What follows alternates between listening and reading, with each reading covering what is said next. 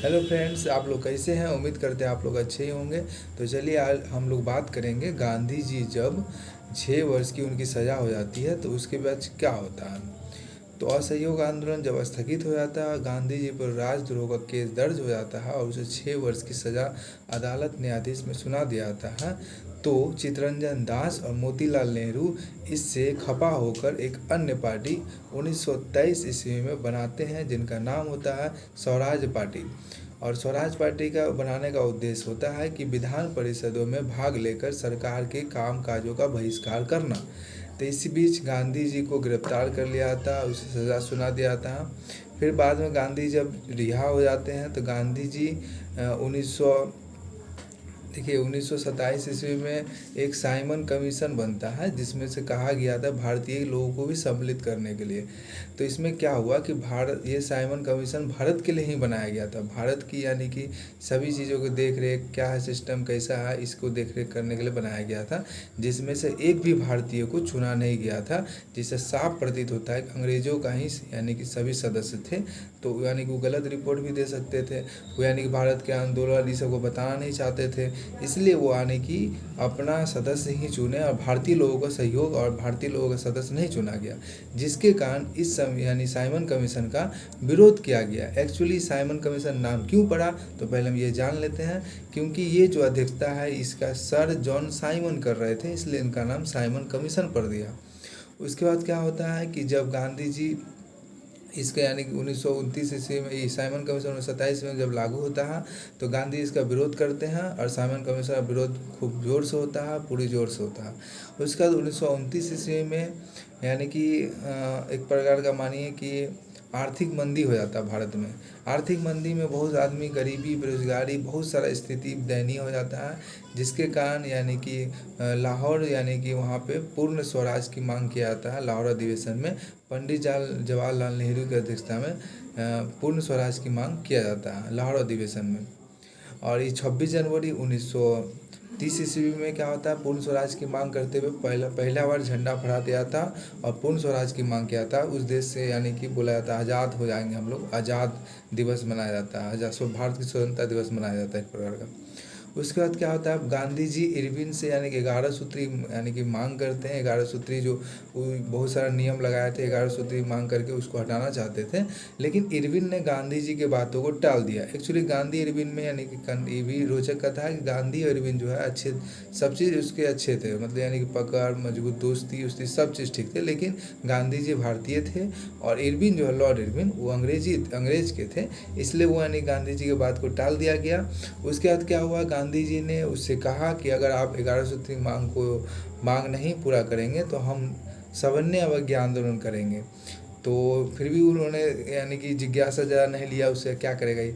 लेकिन उसके बाद क्या हुआ, गांधी जी साबरमती आश्रम से 12 मार्च 1930 ईस्वी को एक यात्रा प्रारंभ करते हैं और 6 अप्रैल 1930 ईस्वी को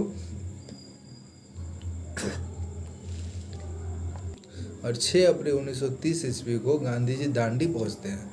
और दांडी पहुंचकर एक्चुअली 5 अप्रैल को ही दांडी पहुंच जाते हैं, लेकिन 6 अप्रैल को नमक बनाकर और नमक कानून का उल्लंघन करते हैं, मतलब नमक कानून बनाते हैं। इसी को बोलते हैं नमक सत्याग्रह, मतलब नमक बनाकर अपने से नमक बनाना, अपने से यानी कि अंग्रेज का विरोध करना है। तो इस बीच क्या होता है कि गांधी जी जब साबरमती आश्रम से आंदोलन प्रारंभ करते हैं नमक सत्याग्रह का, तो उनके साथ 78 सहयोगी होते हैं। लेकिन जब 241 मील की दूरी तय कर लिया जाता है और दांडी जब पहुंचते हैं तो वहाँ पे बहुत सारा जनसंख्या रहता है, गांधी जी के साथ बहुत लाख यानी पहुंच जाते हैं आदमी सब। तो एक्चुअली होता क्या है कि गांधी जी नमक कानून को तोड़कर नमक सत्याग्रह बनाते हैं और नमक का विरोध, अपने से नमक बनाना, अंग्रेजी नमक का विरोध करना है। तो इस बीच क्या होता है, गांधी जी उस बीच यानी कि 5 मार्च 1931 ईस्वी को तब इरविन को ख्याल आता है कि नहीं गांधी जी से समझौता करना पड़ेगा, लेकिन गांधी जी इस तरह से बढ़ रहा है तो उसको बड़ा दिक्कत हो जाएगा बाद में। तो इस बीच 5 मार्च 1931 ईस्वी को गांधी जी जो है, गांधी और इरविन समझौता होता है, जिसमें से यानी कि गांधी जी जो है, गांधी जी को सारा बात को मान लिया जाता है, लेकिन दिखावटी के लिए माना जाता है, एक्चुअली वो मानना नहीं हुआ। तो उसके बाद क्या होता है कि आप लोग इसी बीच हम लोग देखते हैं कि गांधी जी जो है वहाँ पे गोलमेज सम्मेलन होता है। गोलमेज सम्मेलन में क्या होता है कि 3 गोलमेज सम्मेलन होता है। प्रथम गोलमेज सम्मेलन आपका 1930 ईस्वी में, द्वितीय गोलमेज सम्मेलन 1931 ईस्वी में और तृतीय गोलमेज सम्मेलन आपका 1932 ईस्वी में होते हैं। तो गांधी जी इनमें से एक ही गोलमेज सम्मेलन में भाग लेते हैं, वो आपका होता है 1931 ईस्वी वाला में, क्योंकि गांधी जी तभी जो है कांग्रेस के सदस्य थे और कांग्रेस के यानी अध्यक्ष भी रह चुके थे। तो इस कारण वहाँ उसके बाद गांधी जी कांग्रेस से हट गए थे, कांग्रेस से यानी कि सदस्य से हट गए थे। तो उसके बाद क्या हुआ कि क्वेश्चन का मान लीजिए आपके दिमाग में भी होगा, तीनों गोलमेज सम्मेलन कौन भाग लेते हैं। तो तीनों गोलमेज सम्मेलन में आपका डॉक्टर भीमराव अंबेडकर भाग लेते हैं। और उसके बाद क्या होता है कि 26 सितंबर 1932 ईस्वी में गांधी पूना पैक्ट समझौता होता है, क्योंकि इसमें से डॉक्टर भीमराव अंबेडकर की बात मान ली जाती है और डॉक्टर भीमराव अंबेडकर यानी कि छोटे से जाति को यानी कि लेकर उसका रहन सहन अच्छा हो, सब चीज़ अच्छा हो और सदस्य की संख्या बढ़ाना चाहते थे, जिसके कारण गांधी जी उनकी बातों को मानकर 71 सदस्य बढ़ाकर 147 सदस्य कर दिया गया। और इसके बाद क्या हुआ कि वहाँ पे 1940 ईस्वी में व्यक्तिगत सत्याग्रह प्रारंभ हो गया, दिल्ली चलो प्रारंभ हो गया। तो दिल्ली चलो व्यक्तिगत सत्याग्रह जवाहरलाल नेहरू और विनोबा भावे के नेतृत्व में चला। और उसके बाद 1942 ईस्वी में भारत छोड़ो आंदोलन महात्मा गांधी के द्वारा प्रारंभ हुआ। और जैसे यानी महात्मा गांधी भारत छोड़ो आंदोलन प्रारंभ करते हैं तो अंग्रेजों को नींद उड़ जाते हैं, क्योंकि अंग्रेज को पता होता है कि गांधी जी दक्षिण अफ्रीका में श्वेत और श्वेत को ख़त्म करके वापस यहाँ पे आए थे और उसको ये यकीन नहीं हो रहा था गांधी जी यहाँ भी इतनी जनसंख्या को कैसे संभाल के एक आंदोलन कर सकते। लेकिन गांधी जी जब लास्ट स्टेज और द्वितीय विश्व युद्ध में अंग्रेजों में भाग नहीं लेना, प्रथम विश्व युद्ध में क्योंकि भाग लिया गया था, उसका साथ दिए थे इंग्लैंड का अंग्रेज सबका, तो वो बाद में यानी हम लोग को बहुत दिक्कत कर दिया, जिसके कारण यानी गांधी जी द्वितीय गोलमेज सम्मेलन में भाग नहीं लिया।